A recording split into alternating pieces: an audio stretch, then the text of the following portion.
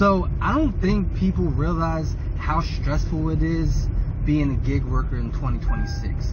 I've been doing gig work for damn near 10 years full time, and this is the worst that I've ever seen.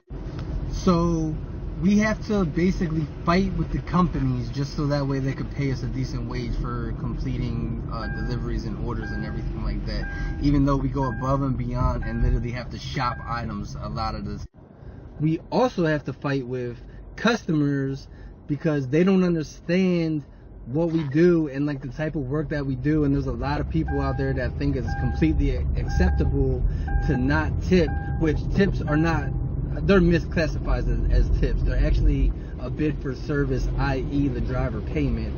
But anyways, back on topic, there's a lot of people that are out there that think it's completely acceptable to not have to tip or pay your driver for completing a luxury service such as grocery shopping a 100-item grocery order and delivering it to your front door. We also have to compete with and fight with other drivers who are not your friends. They're basically competition because orders are getting sent out all at the same time, and their orders are extremely scarce nowadays in 2026. So you basically have to fight other drivers and other drivers that are using bots and other apps that snatch orders away from you. So it's not a fair playing field for us that do things ethically and have been doing it for a long time. So you basically have to fight for orders. It's literally like a war field out here, every man for himself when it comes to trying to get orders. And they're so hard to come by to where you have to either accept lowball orders or not pay your bills for the week. And then on top of that, we have to deal with high miles, high items, and low pay when it comes to orders, which is extremely frustrating, especially when you know your worth and you know the type of quality service and customer service that you bring, and then you still have to take these high miles, high items with low pay orders, or you just don't get paid. On top of that, we have rising gas prices that are almost $4 a gallon in some locations, $5 a gallon in locations. So if you're taking these high mile orders that are going extremely far and you're paying $5 per gallon in gas, and you're burning 1 or 2 gallons to drop off and to come back on these high mile orders, then you're essentially spending $10 just for that order. So if you're making only $10 for the order, it evens out. You're not making any profit. You're doing the work for free. You're not getting paid for it.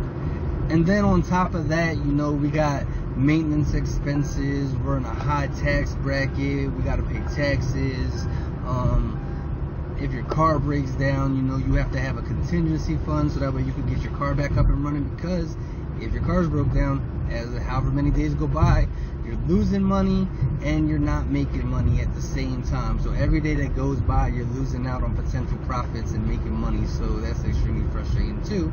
So you have to get your car fixed as soon as possible, because bills don't stop when your car's broke down.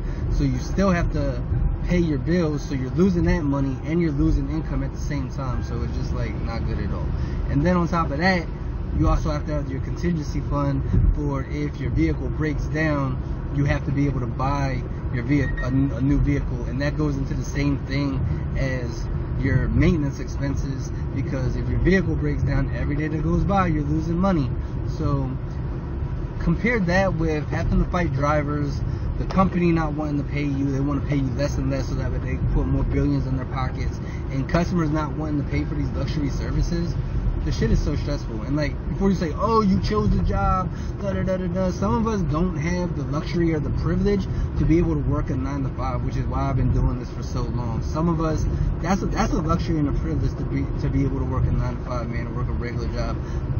I know, because I've been working and busting my ass since I was 14 years old, and I enjoy doing this. But you shouldn't say because somebody's getting paid less, or they're not getting paid at all, or people think it's not acceptable to not pay them, your main argument shouldn't be, well, you picked that job. Your main argument should be, well, like, why is this happening, and what can we do to fix this and rectify the situation? Because everybody deserves to get paid for their services and for their time and for working. Like, nobody should be working for free. So that's just like a pessimistic, manipulative way to look at it, to justify like being a piece of shit for the company, justifying them not paying us, justifying people not tipping us or paying us for our services and stuff like that. There's really no justification for that type of behavior, and it's weird to try to like narcissistically manipulate the situation to justify that type of behavior, if that makes sense. So, I don't know, man. It's really stressful out here. So I don't know. Is anybody else having issues like this in their zones, or how long have y'all been doing it? Is it still feasible where you're at? Because it's getting really bad, man. And like I said, with these crackhead drivers snatching up orders, it's literally getting worse and worse. Have you ever noticed something? A few years ago, everybody was talking about side hustles. Drive for Uber, deliver with DoorDash, shop for Instacart. It sounded like freedom. Work when you want. Be your own boss. Make extra money. But lately, I've been seeing a different conversation. People are waiting hours for orders, driving farther for less money, putting thousands of miles on their cars, working longer days just to make what they used to earn in half the time. And it got me thinking. Maybe the real problem isn't the gig economy. Maybe the real problem is depending on someone else's platform for your income.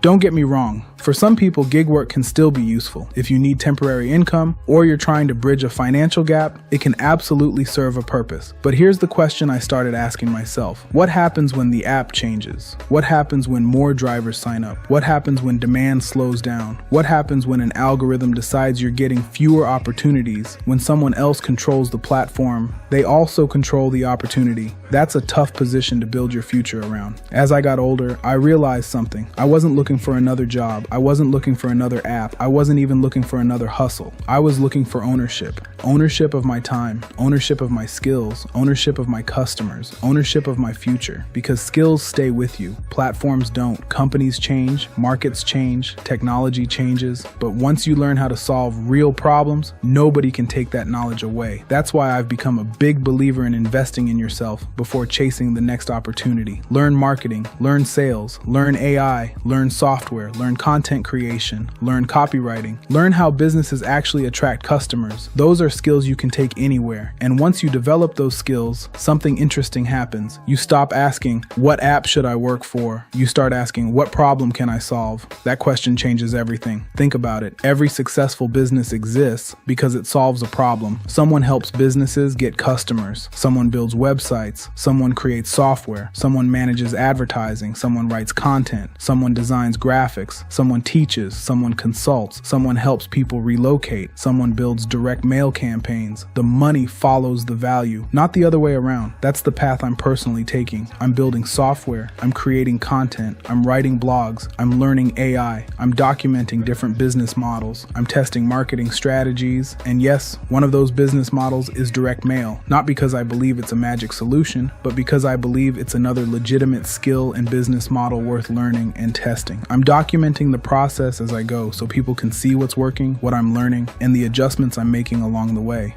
The goal shouldn't be escaping one job just to become dependent on another app. The goal is building enough skills that you always have options, more flexibility, more freedom. The economy will change, technology will change, companies will come and go. But if you become someone who consistently solves problems, you'll always be valuable somewhere. And that's a much stronger foundation than hoping the next order pops up on your phone. If you're watching this because you're tired of the uncertainty, maybe don't spend all your energy looking for the next gig. Spend some of that energy learning a skill that can become a business. That investment can continue paying you long after today's trends have changed. If you're looking for a genuine way to build another income stream from home, I've put together information about one of the business models I'm personally building called Mailbox Money Blueprint. You'll find the link in the description below. And if you'd rather ask me questions before looking at it, that's perfectly fine too. My email address is right here on the screen.